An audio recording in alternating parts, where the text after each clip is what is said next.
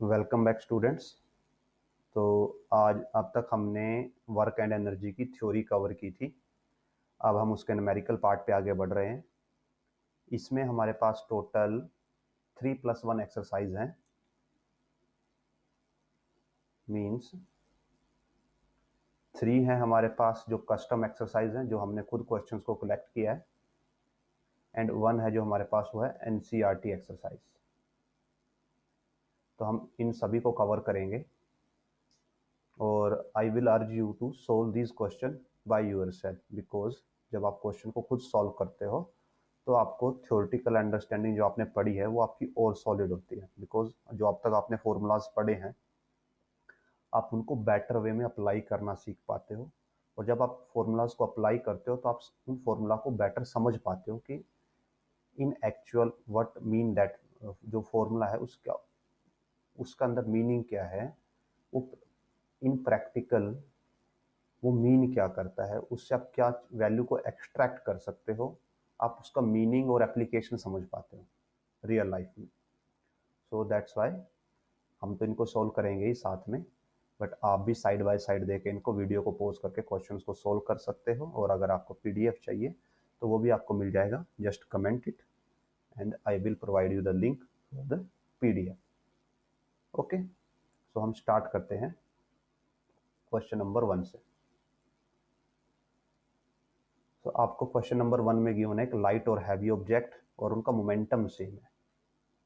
तो सपोज कीजिए ये पहला ऑब्जेक्ट है, इसका मास है ma, ये दूसरा ऑब्जेक्ट है, इसका मास है mb।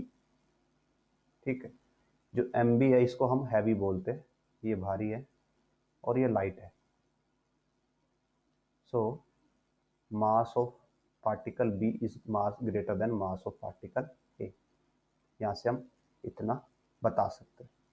साथ में गिवन है कि इनका मोमेंटम इक्वल है। अब मोमेंटम क्या होता था, मोमेंटम का सिंबल होता था p और फॉर्मूला होता था मास इनटू वेलोसिटी। अब गिवन है कि दोनों का मोमेंटम सिंपल सेम है, तो P A is equal to P B. अब मोमेंटम का अगर फॉर्मूला लिखे हम तो mass of A into velocity of A is equal to mass of B velocity of P. तो अगर हम इसको रीअरेंज करें हम ऐसे लिखते हैं v A by we B is equal to M B by M a. Okay, so अब हमें पता है दैट बी का मास ज़्यादा है ए के मास से। तो इसका मीनिंग क्या होगा, अगर हम साइड में देखें रफ वर्क में करते हैं, सपोज कीजिए जो एम बी है वो है 10, एम है वो है 5, तो M B by M A क्या आ जाएगा, 10/5 मीन्स 2।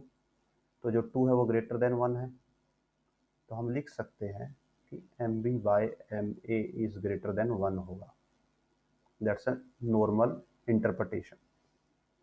ठीक है, बिकॉज एम बी का मास ज़्यादा है, ऊपर की टर्म बड़ी है, डिनोमिनेटर छोटा है, तो ये ग्रेटर देन 1 होगा। So is equal to M B by M A greater than 1। तो जब ये ग्रेटर देन 1 है तो ये भी ग्रेटर देन 1 होगा, कि ये दोनों इक्वल हैं इन रेशियो एक दूसरे के। So V A by V B is greater than 1, उसका मीनिंग क्या होगा, V A is greater than V B. हमने ये निकाला और हमारे पास गिवन क्या है already, M B by is greater than M A. Means mass तो पार्टिकल बी का ज़्यादा है बट वेलोसिटी पार्टिकल ए की ज़्यादा है।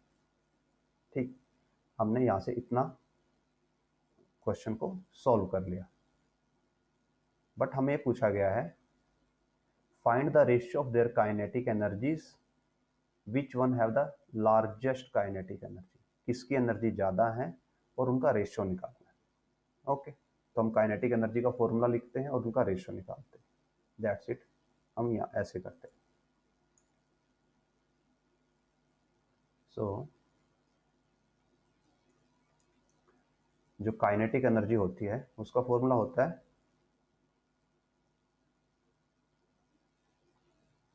Half M V square. So जो पार्टिकल ए की काइनेटिक एनर्जी होगी वो होगी half M A V A square.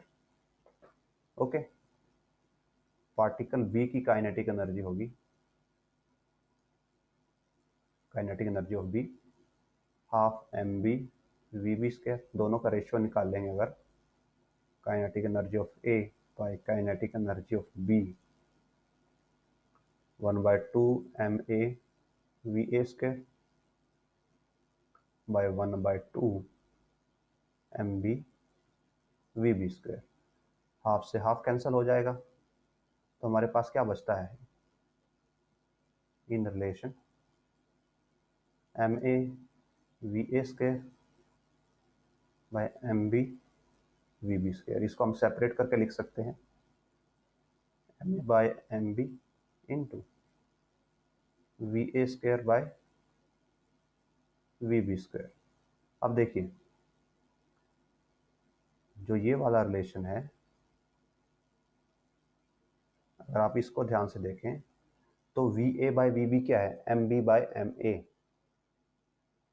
जो ये टर्म है इसको हम ऐसे भी लिख सकते हैं M A by M B into V A by we B whole square. दोनों टर्म का स्क्वायर है तो हम पूरा होल स्क्वायर कर सकते हैं, और वी ए वी बाय ये वाली वैल्यू हमारे पास अवेलेबल है V A by we B. इसको लिख सकते हैं M B by M A. So M A by M B multiply M B square by M A square. इसकी जगह आप इसको पुट करेंगे और स्क्वायर कर देंगे। अब देखिए ये भी एम बी है, ये भी एम बी का स्क्वायर है, तो ये इस पावर को कैंसिल कर देगा और ये इस पावर को कैंसिल कर देगा, तो हमारे पास आंसर बचेगा M B by M A. तो ये आ गया काइनेटिक एनर्जी का रेशियो। तो ये तो मास की टर्म में आया, इसको आप वेलोसिटी की टर्म में भी लिख सकते हो। यहाँ से ये क्या है, as it is V A by we B होता है। तो ये दोनों टर्म में आप वेलोसिटी का रेशियो निकाल सकते हो। तो अब बताना है ज़्यादा कौन सा है। तो हमें ये पता है that M B by M A is greater than 1। ये हमें पता है कहाँ से, मोमेंटम से। सो अगर हम सेम इस चीज़ को यहाँ पे पुट करते हैं कि ये ग्रेटर देन 1 है, ये भी ग्रेटर देन 1 है, तो ये पूरी टर्म क्या होगी, ग्रेटर देन 1 होगी। मीन्स ये भी क्या हो जाएगा, ग्रेटर देन 1 हो जाएगा। So kinetic energy of A by kinetic energy of B is greater than 1। तो इसका मीनिंग क्या होगा, kinetic energy of A is greater than kinetic energy of B. Okay,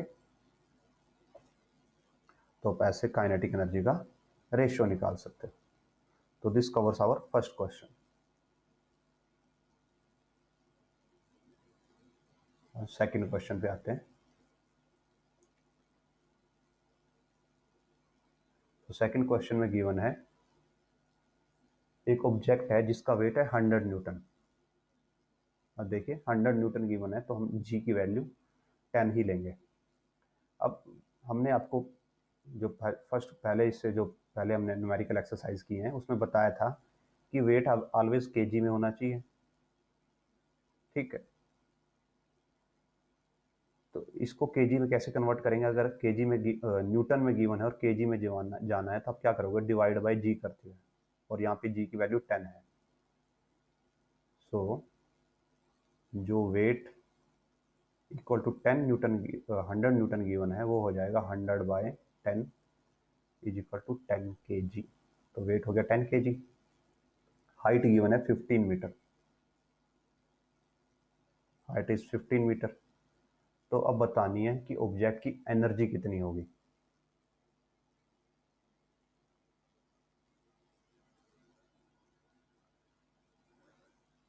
so potential energy का formula होता है M ji H. Mass is 10 kilogram, G की value 10 है और एच की वैल्यू 15 है। तो मल्टीप्लाई करते आप आ जाएगा 1500 1500 जूल।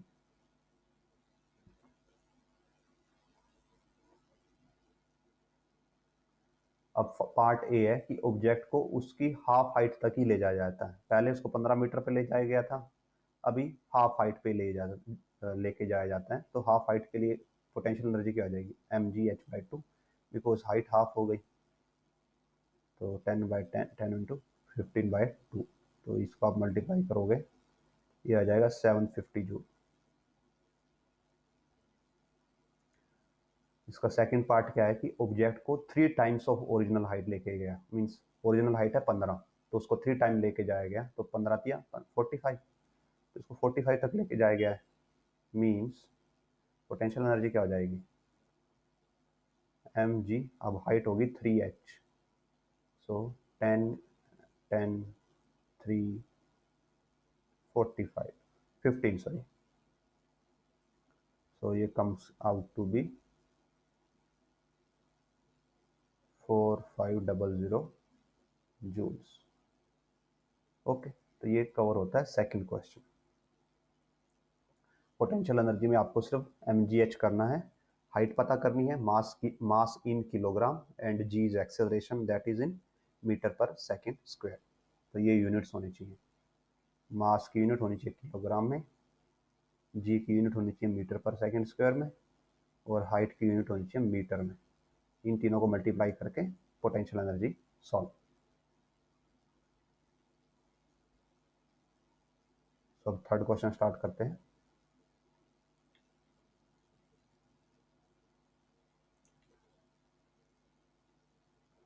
तो पूछा गया है define 1 joule of kinetic energy. अब देखिए काइनेटिक एनर्जी के लिए फॉर्मूला क्या होता है, हाफ mv स्क्वायर, ये फॉर्मूला होता है। तो यहाँ पे आपको मास भी नहीं गिवन, वेलोसिटी भी नहीं गिवन, बट आपको ये गिवन है कि काइनेटिक एनर्जी 1 जूल है। तो काइनेटिक एनर्जी है 1 जूल, ठीक है। तो हम क्या करते हैं, अज्यूम कर लेते हैं कि मास कितना है, 1 kg है। 1 kg मास के लिए हम डिफाइन करते हैं। तो काइनेटिक एनर्जी 1 है, हाफ मास की वैल्यू 1 हो गई, V square as it is. So V square यहाँ से आ जाएगा 2, एंड वी आ जाएगा √2। तो कैसे डिफाइन करेंगे, it is the energy of a body having mass 1 kg moving with velocity of √2 metre per second. कि एक ऐसी बॉडी की एनर्जी 1 जूल होगी जिसका मास तो 1 किलोग्राम हो और वेलोसिटी हो √2 मीटर पर सेकेंड। देखिए कैलकुलेट करके एज इट इज आएगा। हमने क्या बोला, मास हो 1 किलोग्राम और वेलोसिटी हो √2, और एनर्जी में √2 का स्क्वायर होता है काइनेटिक एनर्जी में, हाफ mv स्क्वायर। तो इसको आप कैलकुलेट करोगे, 1 × √2 का स्क्वायर हो जाएगा 2, और 2 से 2 कैंसिल, और ये आ जाएगा 1 जूल। सो ऐसे आप 1 जूल को डिफाइन कर सकते हो। ऐसा कोई ज़रूरी नहीं है आपको मास 1 kg ही लेना है, आप 2 kg ले सकते हो, 3 kg ले सकते हो। बट नॉर्मली क्या होता है, मास को 1 kg लेके ही जो स्टैंडर्ड मास है उसकी वैल्यू 1 kg है, मीन्स जो यूनिट है हमारी वो 1 kg है। इसलिए नॉर्मली मास की वैल्यू 1 kg ही ली जाती है अगर आपके पास इस टाइप का कोई क्वेश्चन आ जाए तो। तो नेक्स्ट क्वेश्चन पे जाते हैं, फोर्थ क्वेश्चन।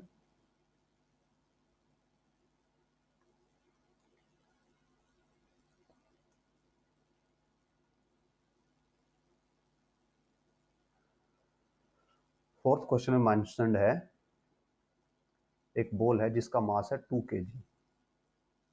सो हम मास 2 kg नोट कर लेते हैं। उसको ऊपर की तरफ थ्रो किया गया, वेलोसिटी थी 10 मीटर। अब देखो थ्रो किया गया है तो ये initial velocity. Find the kinetic energy of the ball at the time of throwing, potential energy of the ball at the highest point.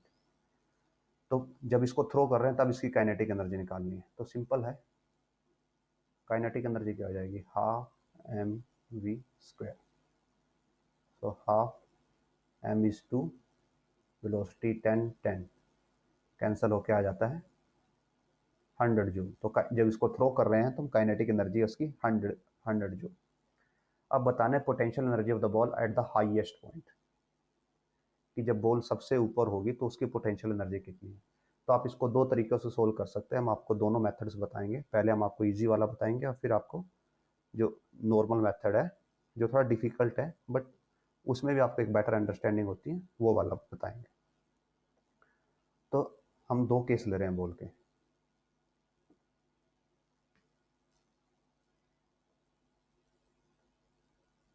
ये हमारा ग्राउंड है केस नंबर 1 में, और ये ग्राउंड है केस नंबर 2 में।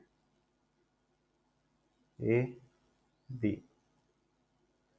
स्टार्टिंग में बॉल ग्राउंड पे है जब हम उसको फेंकने वाले हैं, बॉल यहाँ पे है, उसके पास है हमने एक वेलोसिटी दे रखी है कितना 10 मीटर पर सेकंड, और इसकी हाइट कितनी है 0। ठीक है, मास इसका 2 kg।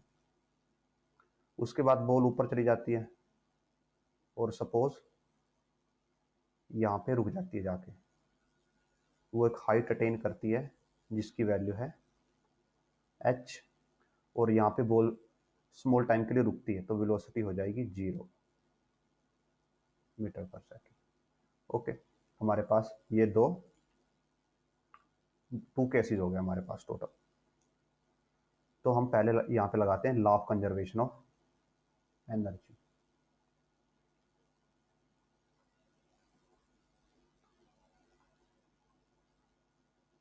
ओके, तो law of conservation of energy क्या बोलता है, जो ए केस में टोटल एनर्जी है वही बी में होगी।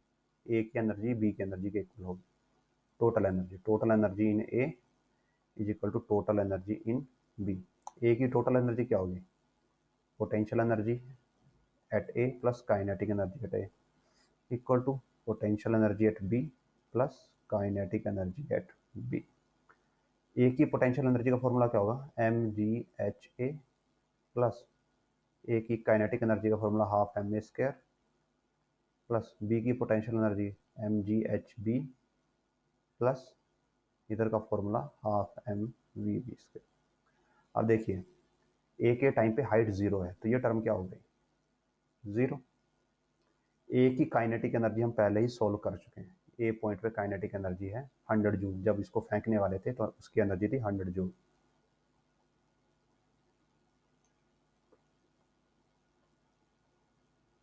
ये है पोटेंशियल एनर्जी एट बी, इसको हम एज इट इज रखते हैं, plus kinetic energy at B. अब हमें पता है जब बॉल यहाँ पे पहुंच गई तो उसकी वेलोसिटी क्या हो जाती है 0। तो अगर यहाँ पे 0 पुट करेंगे तो ये पूरी टर्म क्या हो जाएगी 0। सो ये टर्म हो जाएगी 0। तो यहाँ से क्या आ जाता है simply potential energy at B is equal to 100 joule, और हमें यही तो कैलकुलेट करना है। Find the potential energy of the ball at highest point, it comes out to be 100 joule. तो ये तो हो गया मेथड नंबर 1, जहाँ पे हमने law of conservation of energy का यूज़ किया। अब दूसरा मेथड क्या यूज़ करते हैं कि हम पहले हाइट निकालते हैं, फिर हाइट से एम जी एच करेंगे, एम जी टाइम्स एच, और वहाँ से वो निकाल लेंगे कि कितनी पोटेंशियल एनर्जी है। सो हाइट निकालने के लिए हम क्या करते हैं, हमारे पास वेरिएबल्स क्या क्या गिवन है। हमारे पास गिवन है स्टार्टिंग वेलोसिटी है 10 मीटर पर सेकंड, जी की वैल्यू है -10 क्योंकि जी नीचे की तरफ लगता है। तो यहाँ से हम निकालते हैं हाइट और फाइनल वेलोसिटी गिवन है 0 मीटर पर सेकंड। तो अगर हम ये फॉर्मूला लगाएं V square minus U square is equal to 2GH, so V0 minus U square 10 into 10 is equal to -2G minus 10, and height is as it is, so it comes out to be -100 by इधर आके -20 is equal to H, और H की value आ जाएगी 5 metre. Ball ऊपर की तरफ गई है तो पॉजिटिव आया H। ठीक है, अब पोटेंशियल एनर्जी का फॉर्मूला होता है M times G times H। So M है 2 kg, G 10, H 5 और answer comes out to be 100 joule. तो आप इसको किसी भी मेथड से सॉल्व कर सकते हो, इट डिपेंड्स अपॉन यू कि आप कौन सा मेथड चूज करते हो, बट दोनों से आपका आंसर सेम ही आएगा। That's the beauty of physics कि आप अप्रोच कोई भी लो but you will arrive at a same conclusion, same answer, because physics is consistent. तो हमने फोर्थ किया, अब हम फिफ्थ करेंगे।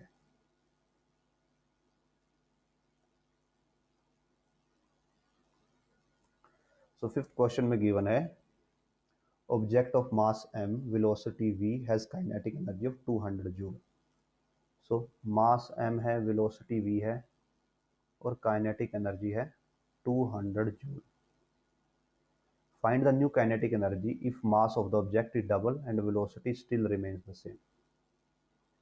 अगर हम मास को डबल कर दें, 2m कर दें और वेलोसिटी एज इट इज रखें, तो जो काइनेटिक एनर्जी होगी हमें उसकी वैल्यू फाइंड आउट करनी है। सो पहले हम ये लेके चलते हैं, जो एक kinetic energy equal to 200 joule है, इसका फॉर्मूला क्या होगा, हाफ mv²। काइनेटिक एनर्जी का फॉर्मूला होता है। अब क्या होता है, हम नई काइनेटिक एनर्जी निकालते हैं, इसको डैश देते थे, काइनेटिक एनर्जी डैश। इसमें क्या हो गया, मास डबल हो गया, 2m हो गया इंटू v²। तो जो ये 2 इसको बाहर ले आइए, 2 इंटू हाफ mv²। हम इसको ऐसे लिख सकते हैं, ओके। अब जो हाफ mv² इसकी वैल्यू कितनी है, 200 already given. So 2 into 200 is equal to 400 joule. तो न्यू काइनेटिक एनर्जी क्या हो जाएगी, 400 जूल। अगर यहाँ पे आपको गिवन होता कि वेलोसिटी भी डबल कर दी गई है, मीन्स मास भी डबल कर दिया गया और वेलोसिटी भी डबल कर दी गई, तो क्या होता, न्यू काइनेटिक एनर्जी हो जाती हाफ 2m इंटू 2v²। तो इसको जब आप सोल्व करोगे,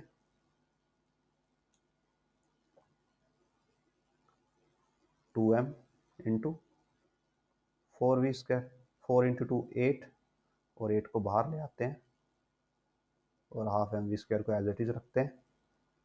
8 इंटू जो ये हाफ mv² है 200 के इक्वल है, तो आपकी न्यू काइनेटिक एनर्जी हो जाती 1600 जूल।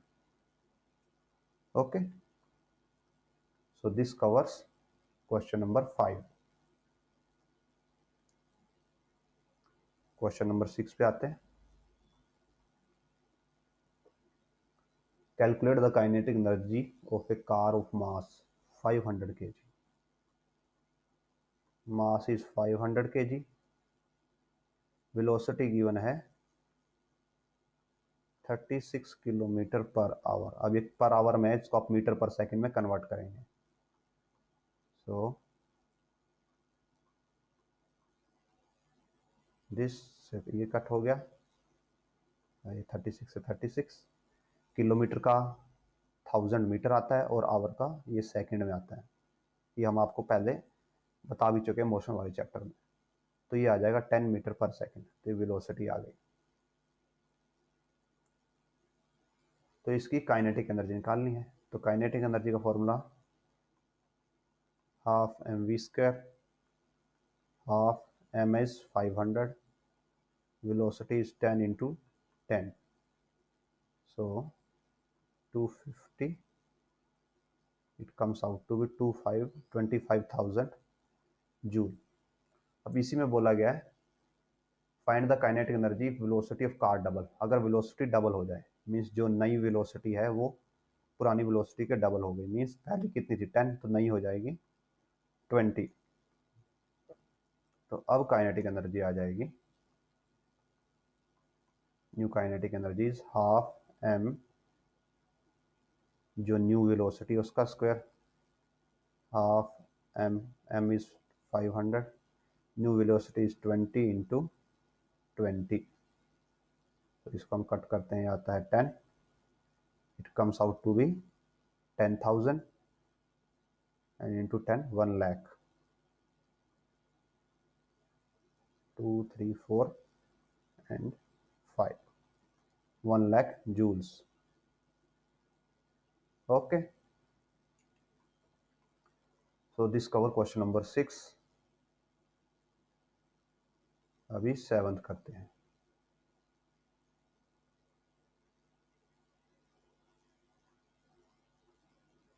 सेवंथ क्वेश्चन में गिवन है कैलकुलेट द पावर ऑफ, देखिए इसमें पावर निकालनी है। पावर क्या होती है? Power is work upon time. देखिए ये बोला गया है एक मोटर है जो 800 किलो वजन उठा सकती है, कितनी हाइट तक? 1500 सेंटीमीटर तक। और कितना टाइम लगाती है? 20 सेकंड लगाती है। मींस क्या है? सपोज कीजिए ग्राउंड है,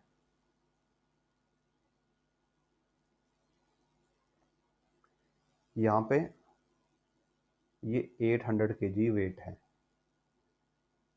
तो वो क्या करती है, इस वेट को उठा के यहाँ तक पहुँचा सकती है। और ये हमारा ग्राउंड है, और जो ये डिस्टेंस है, ये डिस्टेंस गिवन है 1500 सेंटीमीटर। हाँ, और टाइम लगता है 20 सेकेंड। ठीक है, तो उसने इसको उठा के वहाँ तक पहुँचाया। तो जो ऑब्जेक्ट जब ग्राउंड पे रखा था, हमने बताया था जब आप सरफेस ऑफ अर्थ पे हो तो आपकी पोटेंशियल एनर्जी क्या हो जाती है? 0। अब जब ये पोटेंशियल ऑब्जेक्ट ऊपर तक चला गया तो इस पे कुछ वर्क किया, किसने? ग्रेविटी ने किया। उससे इसकी एनर्जी बढ़ गई, इसकी एनर्जी पॉजिटिव हो गई। तो इसकी पोटेंशियल एनर्जी क्या आएगी? होगी सिंपली mgh। इतना इस पे काम किया गया, वही इसके अंदर एनर्जी बन के आ जाएगी। अब मास है इसका 800, जी की वैल्यू हम 10 लेते हैं, और हाइट कितनी है? 1500 सेंटीमीटर है। इसको मीटर में कन्वर्ट करेंगे तो 100 से डिवाइड कर देंगे, तो जीरोस कैंसिल हो जाएंगे। It comes out to be 120 into 3 zeros, 1,20,000 joule. इतनी उसके पास एनर्जी है, या इतना वर्क किया गया उसको ऊपर ले जाने के लिए। किसने किया? मशीन ने किया। किसके अगेंस्ट किया? ग्रेविटी के अगेंस्ट किया। अब ये तो हो गया वर्क। टाइम कितना है? 20 सेकेंड। तो पावर हो जाएगी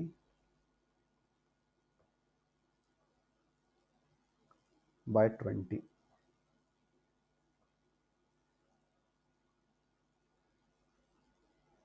सो it comes out to be 6000 watt और 6 किलोवाट। इतनी पावर है मशीन के पास। ओके, यहाँ पे आपको एक बार और क्लियर कर देते हैं। जब ये ऑब्जेक्ट ऊपर गया है तो इस पर ग्रेविटी कहाँ लग रही थी? नीचे की तरफ लग रही थी, जी। तो ग्रेविटी इसकी एनर्जी को क्या करने की कोशिश कर रही थी? कम। तो उसके अगेंस्ट क्या किया? मशीन ने इसको उठा के नीचे से ऊपर पहुंचाया। तो मशीन ने क्या किया? इसके ऊपर वर्क किया। और जब इसके ऊपर वर्क किया गया, वर्क ऑब्जेक्ट के ऊपर किया जाता है तो उसकी एनर्जी बढ़ती है। ये हम थ्योरी में डिस्कस कर चुके हैं कि when work done by object, इस ऑब्जेक्ट जब खुद काम करेगा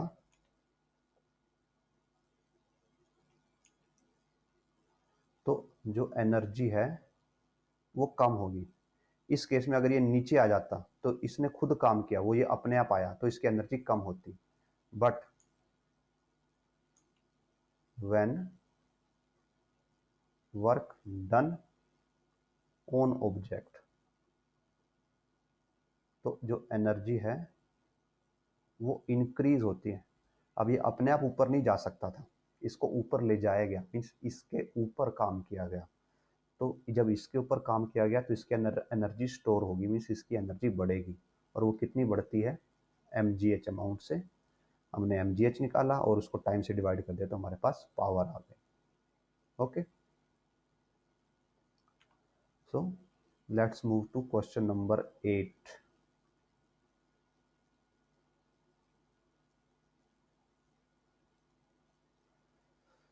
सो गिवन है एक बल्ब है जो कि 60 वाट का है, सॉरी टोस्टर, 60 वाट की एनर्जी उसकी पावर गिवन है, पावर रेटिंग 60 वाट है। 8 60 वाट का है तो मीन्स क्या है, वाट क्या होते हैं, जूल पर सेकेंड।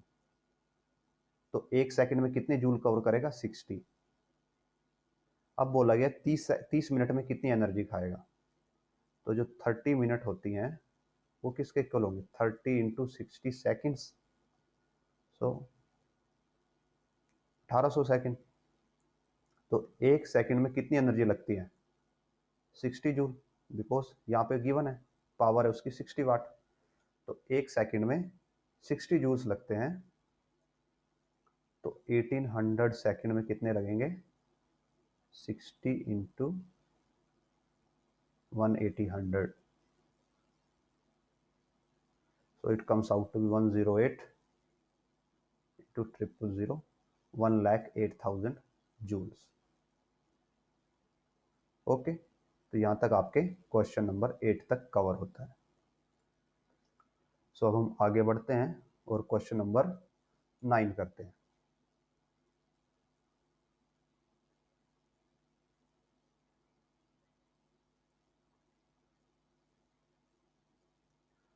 क्वेश्चन नंबर 9 में मेंशन है, एक हीटर है 1000 वाट का, पावर कितनी है उसकी, 1000 वाट मींस 1000 जूल पर सेकंड वो यूज करता है।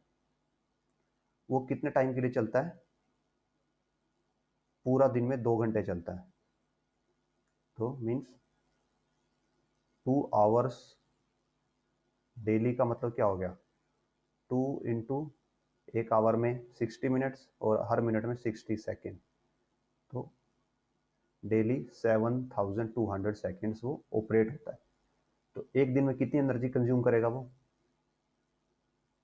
2 घंटे चलने के बाद, energy consumed per day, 1 second में 1000 जूल करता है, 7200 सेकंड में कितना करेगा, into 1000। So it comes out to 72 into 5 zeros, इतने जूल कंज्यूम करेगा पर डे।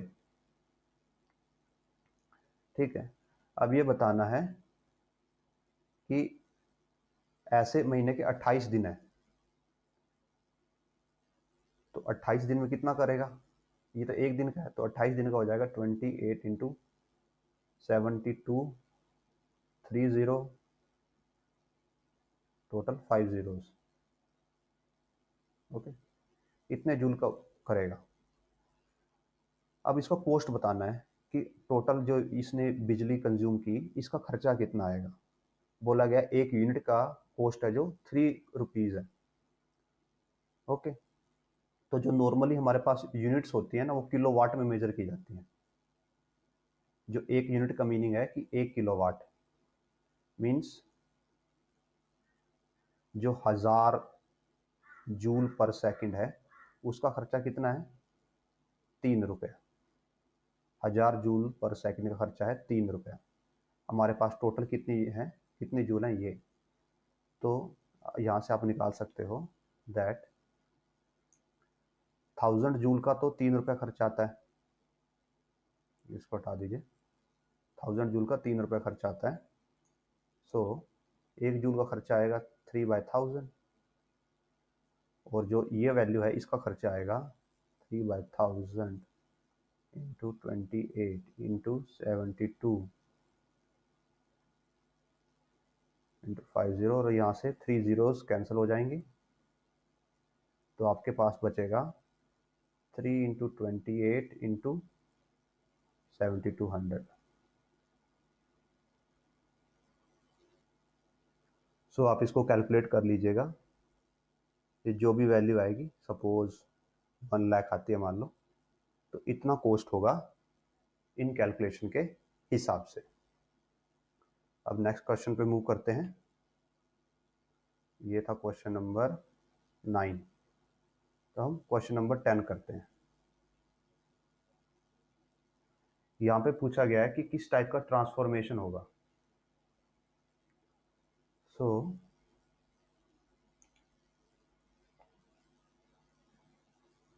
ड्राई सेल, तो ड्राई सेल होता है उसके अंदर केमिकल्स होते हैं, केमिकल से क्या बनती है, बिजली बनती है, जो वोल्टेज बनती है जिससे हमारे अप्लायंसेस चलते हैं। तो ए के अंदर आएगा chemical energy to electrical energy. जो ड्राई सेल है इसको आप केमिस्ट्री में पढ़ चुके होंगे कि इसका एक स्ट्रक्चर होता है, इसके अंदर जिंक होता है, कैडमियम होता है, निकल होता है, कार्बन रोड होती है, ये सब क्या है, केमिकल्स हैं। तो जब वो यूज करेंगे तो वो केमिकल एनर्जी का यूज करेंगे अपनी का, और उससे किस में कन्वर्ट करते हैं, इलेक्ट्रिकल में। जो इलेक्ट्रिक फैन है, फैन किससे चलता है, बिजली से चलता है, मीन्स इलेक्ट्रिसिटी से, यानी कि उसके अंदर क्या जाती है, इनपुट क्या है उसकी, इलेक्ट्रिकल एनर्जी है, और जो उसकी आउटपुट होगी वो क्या है, रोटेशन है, और जो रोटेशन आती है वो आती है मैकेनिकल एनर्जी के अंदर। जब वो घूम रहा है उसके पास वेलोसिटी है, रोटेशनल वेलोसिटी, वो काइनेटिक एनर्जी एक टाइप की, और काइनेटिक एनर्जी आती है मैकेनिकल एनर्जी के अंदर।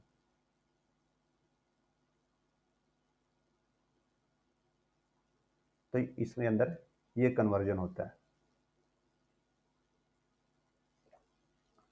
तो आगे बढ़ते हैं, question number 11। Calculate the electricity bill amount for month for 30 days if the following devices are used by specified। 30 दिन का बिल निकालना है, और ये दोनों एक साथ यूज किए गए हैं। सो पहले वाले में क्या है, दो बल्ब हैं जो 40 वाट के हैं और 6 आवर्स तक चलते हैं, means two bulb 40 watt each. ठीक है, तो हम इसकी जगह पे क्या लिख सकते हैं कि एक बल्ब है जो कितने का है, 80 वाट का है, और कब तक चल रहा है, 6 आवर तक चल रहा है। तो टोटल कितनी बिजली कंज्यूम की उसने, 80 इंटू 6,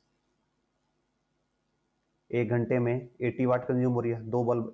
दो बल्ब हैं जो 40 वाट कंज्यूम करते हैं, तो अगर उनको मल्टीप्लाई कर दो तो कितना यूज कर रहे हैं एक घंटे में, वो 80 वाट यूज कर रहे हैं। पहला वाला 40 यूज कर रहा है, दूसरे वाला 40 यूज कर रहा है, तो एक घंटे में 80 वाट यूज कर रहे हैं, और 6 घंटे में कितना हो जाएगा, 80 इंटू 6, 480 वाट 6 घंटे में यूज कर रहे हैं। और उसके बाद दो ट्यूब लाइट हैं 50 वाट ईच जो 8 घंटे चलती हैं। दो ट्यूब लाइट हैं कितने की, 50 वाट ईच की। तो ये एक घंटे में कितना कंज्यूम करती हैं, 100 वाट, 50 पहले 50 दूसरी, और टोटल कितने घंटे चलती हैं ये चलती हैं 8 आवर्स। तो ये कितना कंज्यूम करेंगी, 800 वाट। ठीक है, तो एक दिन का कितना यूज हो गया टोटल, 480 वाट किसने यूज किया, बल्ब्स ने यूज किया, प्लस 800 वाट किसने यूज किया, ट्यूबलाइट ने यूज किया, तो ये हो गया 1280 वाट। ओके,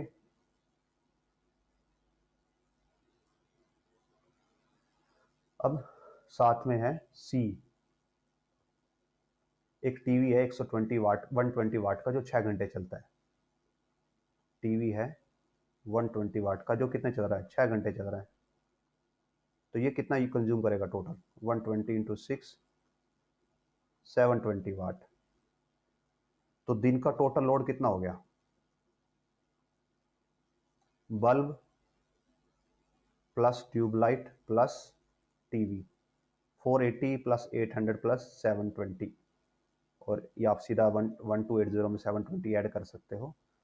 तो टोटल लोड हो जाएगा डे का,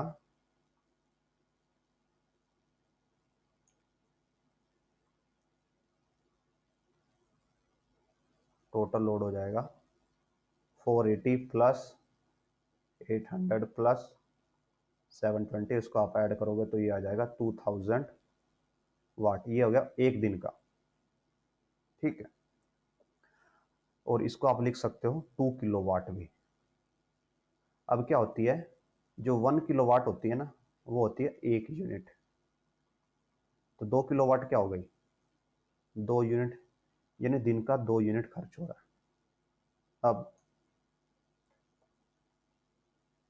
1 यूनिट का कितना पैसा लगता है, 2.5 रुपये, 2.5। सो जो एक यूनिट है उसका कॉस्ट है 2.5 रुपीज़। तो जो 2 यूनिट्स हो जाएंगी उसका कॉस्ट हो जाएगा 5 रुपये। तो एक दिन का 5 रुपये का कॉस्ट है, तो 30 डेज का कितना कॉस्ट होगा? 30 इंटू 5, 150 रुपीज़। रुपीज़ का सिंबल पहले आता है, बाद में नहीं आता। डॉलर जो है, डॉलर पाउंड एक्सेट्रा, इनका सिंबल बाद में आता है, बट रुपीज़ का सिंबल पहले आता है। ओके।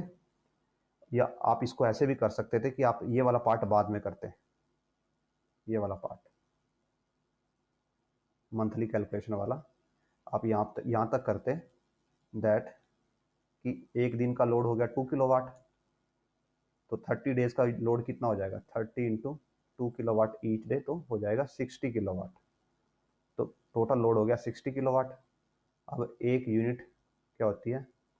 1 किलोवाट, मीन्स ये होगी 60 यूनिट्स। अब जो एक यूनिट है वो है 2.5 की, तो 60 यूनिट हो जाएंगी 60 इंटू 2.5, या आप इसको ऐसे सोल्व करोगे तो ये 150 ही आएगा। ओके। सो नेक्स्ट क्वेश्चन पे आगे बढ़ते हैं। ये था 11th question.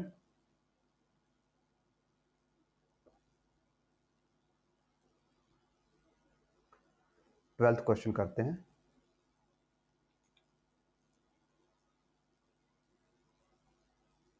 A crane pulls up a car weighing 500 kg to a vertical height of 4 metre. Means क्या है? सपोज ये ग्राउंड है, तो एक कार थी जो पहले ग्राउंड पे रखी थी, फिर उसको जो क्रेन है उसने ऊपर उठा दिया। और कितना ऊपर उठाया? 4 मीटर। ठीक है। इसका वेट है 500 kg। Calculate the work done by the crane. G की वैल्यू गिवन है। तो देखिए, हमने आपको बताया था कि जब आप किसी चीज़ को ऊपर उठाएंगे तो आप उसके ऊपर वर्क करेंगे, क्योंकि वो अपने आप ऊपर नहीं जा सकती, तो ऑब्जेक्ट के ऊपर काम किया जाएगा। और कितना काम किया जाएगा? जो उसकी पोटेंशियल एनर्जी होगी। और पोटेंशियल एनर्जी का फॉर्मूला क्या होता है? mgh। जो वर्क है या तो वो पोटेंशियल एनर्जी के इक्वल होगा या काइनेटिक एनर्जी के, या दोनों के सम के। नॉर्मली सम के ही इक्वल होता है। यहाँ पे जब ऑब्जेक्ट ऊपर पहुंच गया तो उसकी वेलोसिटी तो जीरो हो जाएगी, क्योंकि ऊपर जाके वो रुक जाएगा, तो काइनेटिक एनर्जी तो बचेगी नहीं, सिर्फ पोटेंशियल बचेगी। इसलिए वर्क हो जाएगा पोटेंशियल एनर्जी के इक्वल। तो मास है यहाँ पे 500, जी है 10 और हाइट है 4 मीटर। तो आप मल्टीप्लाई करते हैं 20,000 जूल। तो जो हमारी क्रेन है उसने इतना काम किया। That simple. Question number 12 solve हो जाता है। अब आते हैं क्वेश्चन नंबर 13 पे।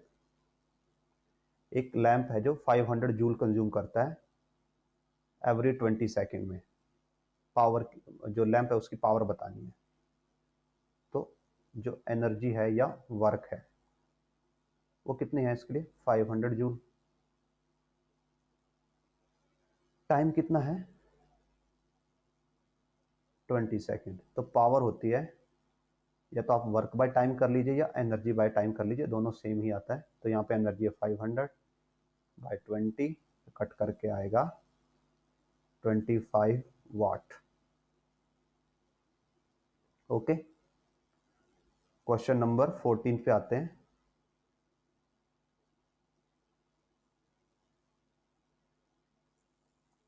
फोर्टींथ में गिवन है, इन ए factory 4 bulbs of 100 watt each and 5 fans of 110 watt each operate for 12 hours daily। 100 वाट के 5 पंखे हैं और ये कितने घंटे चलते हैं? 12 घंटे चलते हैं। 110 वाट के कितने फैंस हैं? 5 फैंस हैं और ये भी कितने घंटे चलते हैं? 12 घंटे चलते हैं। तो इसमें कॉस्ट निकालना है कि कितना कॉस्ट पड़ेगा। तो देखिए, 100 वाट के 5 फैन चल रहे हैं, ठीक है, तो हर घंटे कितनी बिजली कंज्यूम कर रहे हैं वो 500 वाट, और 12 घंटे चल रहे हैं तो ये हो गई 6000 वाट। 110 वाट के 5 पंखे चल रहे हैं अलग से, तो ये होगी 550 वाट, और ये भी 12 घंटे चल रहे हैं, तो ये कंज्यूम करेंगे 660 वाट्स। तो दिन में टोटल कितने वाट कंज्यूम हो रहे हैं? 12,600 और आप इसको लिख सकते हो 12.6 kilowatt.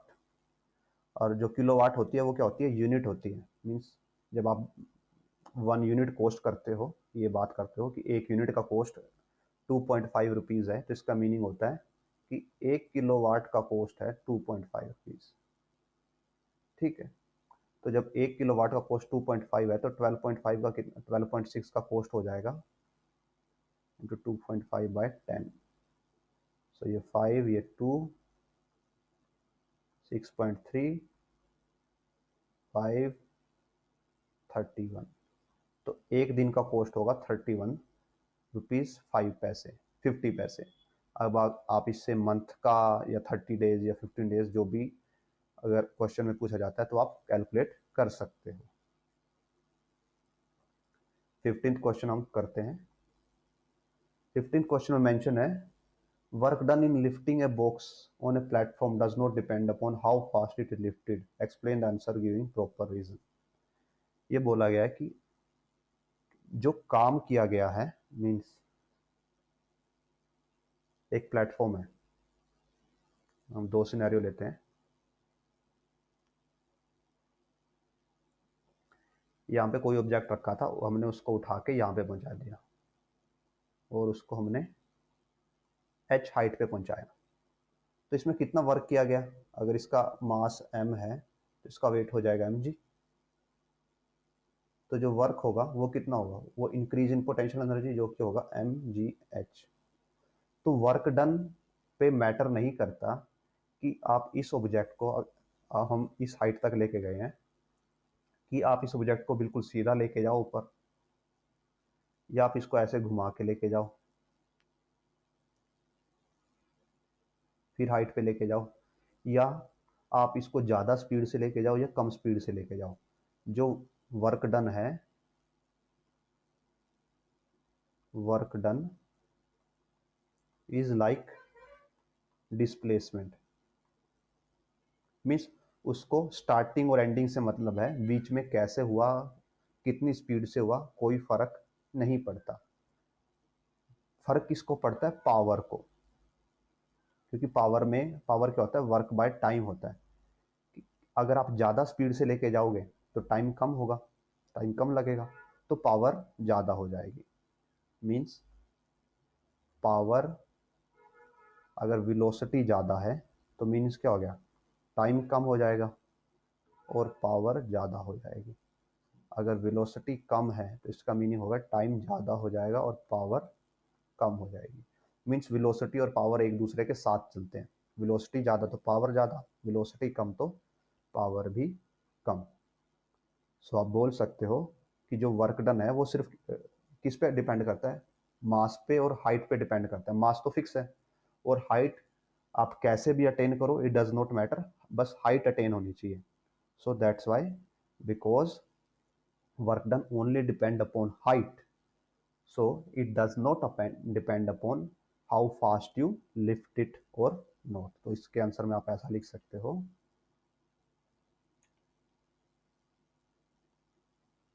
Work done on body in lifting up only depends upon its mass and height to which it is lifted। So velocity or speed does not play any role here, velocity और speed का कोई role नहीं है। तो ये cover होते हैं आपके फर्स्ट एक्सरसाइज के up to question number 15। Let's see इसमें और भी क्वेश्चन है। Yes, there are questions. So इनको हम नेक्स्ट वीडियो में कवर करेंगे। एंड एज यूजुअल, अगर आपको इस वीडियो से हेल्प मिली हो अंडरस्टैंड करने के लिए कि कैसे कंसेप्ट्स वर्क करते हैं, कैसे न्यूमेरिकल्स को सोल्व किया जाता है, अगर आपको कोई हेल्प मिली हो तो please like, share and subscribe. Thank you.